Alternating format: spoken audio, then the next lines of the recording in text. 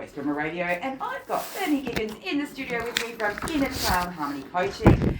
And we've been talking about narcissists for the last couple of weeks, and we've got a bit more to talk about on this, haven't we? Oh, we could go for a long time. There's a lot. And there's probably lots of listeners as well that have their own stories. Yes. But this is just one that I really think a lot of people really need to know about, understand, and the earlier that you can get into it, the easier it is to stop yourself from continuing, because it ends up becoming a pattern. Yeah. And if you can try and, as adults, if you can have a look at all the other times, if you can try and go back to when it first started. And we've always said about parents, grandparents, school, that sort of stuff. Yeah. But if we can always, think about where ours started and how can I now change it. Yeah. So you're changing a pattern. And it's a conscious decision to change it, isn't it? You really have to think, this is the point at which I'm going to flip the script. Yeah. But the other part is, after a while, the pattern that you had in the first place, I'm powerless, I'm hopeless, I'm worthless. What is it? I fear loneliness, I fear unworthiness, shame. If we have some sort of shame that we've been shamed, you stupid woman, you stupid whatever it is, you have that stuck in your system. And so when you're about to consciously go, I'm going to leave this, some other fear comes up and goes, don't do that. No. People won't like you when you go against the person. You won't have any money. There's security. So there's a part of you so if you can sort of like address the fears on the inside, because our subconscious will always go to whatever you've been talking about, with the fear.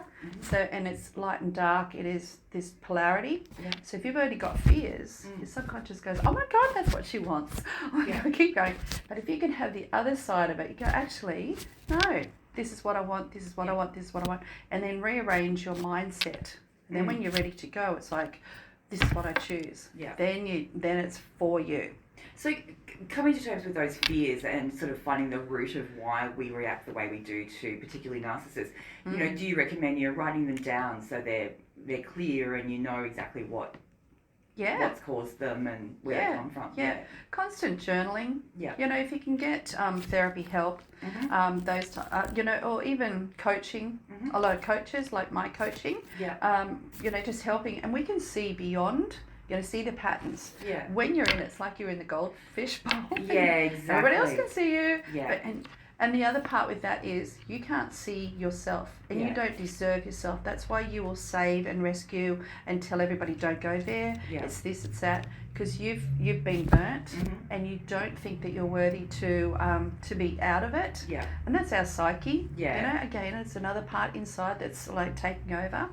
We're going to get one day to what the Fawn trauma response is. Yes. Now, I've heard you mention this before, and that's, when we try to look after everybody and fix everybody, isn't it? But the Fawn is, you have fight, flight, freeze. Well, there's another one, Fawn. It submits. To survive, you will turn into anything. You become the chameleon, you become, part of, and then after, when you're starting to grow up, you don't know who you are. Because you've, to survive, but your fawn does not turn off. It holds you there. And you're about to grow and expand. It goes, no, that's too dangerous. And it's like your own little security guard. And think about, you're 8 years old, the size, even if you can say the size shoe. And then your adult self, you wouldn't even fit into that shoe. But your fawn is containing you. No. And it's like, it's really fearful. And that's one that self-sabotages. As well, you're about to do something, you'll drink, you'll eat, no, don't go there. So it's really, if you can have a look, it's protecting you, but it doesn't realise that you're the age that you are. So down the track, that's where we want to go, because that really holds you. It's similar to anorexic brains. You binge, you're about to do something, you get looking really good, and then all of a sudden, oh no, I'm not. And then it binges, and then it criticises, and then it purges. So this is all about the narrative you have with yourself, isn't it? And if it's stuck in there, it doesn't want anybody else to come to, no. Or it pretends, have all these nice people, and next minute you're back into where you were. And it goes, oh my God, she's safe. And your adult self is going, what the hell just happened? And especially self-sabotaging. self-sabotage. Have a look in your life. Where is the main thing that you keep self-sabotaging? Is it relationships? Is it money? Is it your health? Just having a look and just pick one and then drill down on that. And you've taken on some sort of a really heavy belief, one that, it's almost like security chain or a chain link. And it goes, and it gives, what would you say? A dog leash. You can only go this far. And as soon as you go further, because you're in freedom, it just yanks you back. No. There's a cap off, and you've gone beyond that. Then the self-sabotage or the criticism, how dare you, this is stupid, that self-talk. So we're the ones who are stopping ourselves going further. We're the ones who are keeping that leash on, right? And we're the ones that actually go to the relationships to treat them without realising. One part's going, oh my God, this is just going to be so great, beautiful, this person is so nice. You start off really well. 6 months down the track, things start happening. 12 months down the track, you go, oh my God. Here we go again. All right, well, hold on to that thought because we're going to come back. We're going to jump to a song and then we're going to be back to talk about this some more. It is Rachael on your drive home on West Bremer Radio.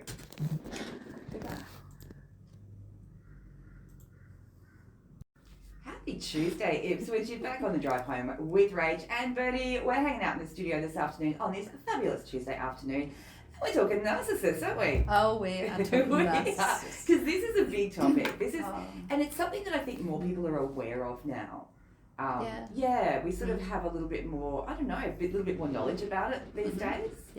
But now that we have, what do you do about it? Well, The hardest thing is then starting to, oh my God, find your voice and be able to be assertive. The thing is, a lot of us that have been in narcissistic relationships, it wears you down. And it makes you confused. And it makes you doubt yourself. And so you're constantly, so it's building yourself up, getting more confidence. Just remember that when you're getting that confidence up, the self-sabotage comes in. The narcissist just has to say one thing, look at you a different way, and then the self-doubt comes in, and then it pulls the pin on confidence. So it's a cycle that actually happens. And the longer that goes on for, the more damage it does, right? Well, it's stuck. It's a broken record. So it's just being able to ask somebody who is, a therapist or a psychologist or coaches that know all about this, because it's a safe zone. If you go out there, if you're not with this person, somebody else is going to get you. Shame comes into it. Again, mental stuff. And I heard the other day that Ipswich has got the highest mental health of all the states, and I was going, oh, okay. Wow. So it's, so many different things, but it's like, get in touch with your own self. How does this affect you? Here I've written, feel the emotions and do something about it. Normally we repress it, or we suppress it. And like I said about the fawn, you submit. You surrender. You go, oh my God, part of it says, I'm never going to survive, so just do what you're told. Whereas if you can express and impress, they're the things. So it's the opposite as well. Give yourself permission to speak up and speak out. As Dolly says, speak loud, even if your voice quivers. Similar to us, on the other side of, if you don't, the comfort zone is there. You don't like it, but the next option is you leave. It's suicide. Your mental state just goes, oh my God, what have I done? And it's just a split second of what's actually been happening. It's like a little pressure cooker in there as well. So again, be aware of what's actually happening. Stand up for yourself. Really get strong in yourself. Ask a friend who is actually on your side, not on the other person's side, so to back you up as well. The shame and the guilt, find where the shame is coming from, and then it's almost like return to sender. Where did it come from? Doing the journaling, that's come from my mum. I can hear the inner critic. That's my mother. You know what we used to say? I'm never going to be talking like my mother. I will never do that. But there's no other opposite. So your subconscious is going, all they're doing is hearing your mother, your mother, your mother. Not, oh my God, this Rachael is just fantastic. This is who I'd really like to be like, and you build that up, and the subconscious, if that's stronger, the subconscious goes, oh my God, okay, so how would Rachael be? How would this? And it's helping your energy to build up. Because you're not good enough. you're still there. So you need a support or a mentor that you can, you're saying, this is who I'd like to be.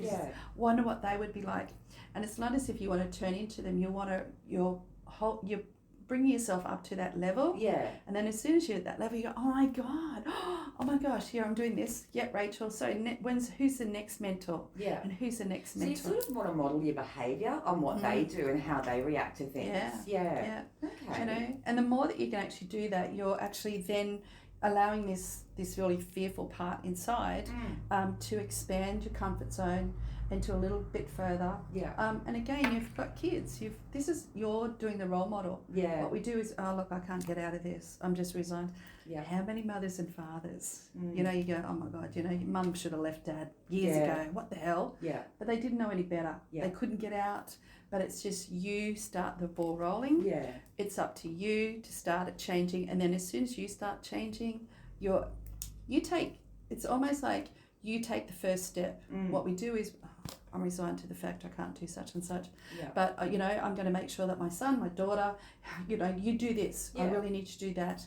So you're putting your life raft or the lifeguard thing onto your kids. And in actual fact, if you can do it to yourself and get very strong, and as I said once before, you don't actually have to leave the person. Yeah. If you're really strong, they actually, put them in their place. That's not, I love the manners. Yeah. That's not very nice. Yeah. You know, and if you can come back into the manners, the narcissists usually take the manners because they're bombarding you, they'll do whatever they want to, you forget it.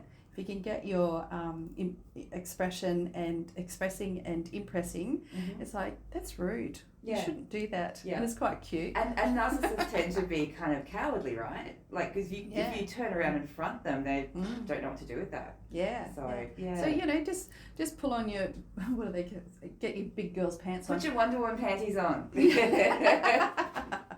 Absolutely. Yeah. But you know, you have the right to be here. You have a right to, you don't have to live in a cage, live in fear for the rest of your life. Yeah. Because you're a long time dead. Yeah. Your spirit's still inside. The spirit wants something so much better for you. And it's not just for everybody else. Everybody deserves the same right. Yeah, exactly. So, and journal and have a trusted friend who can have you back and maybe even rehearse some of those. Like as if they're are they in the boxing ring? Come on. Yeah, like your coach. Come on, you can do it. You can do it. Get back in there, get back.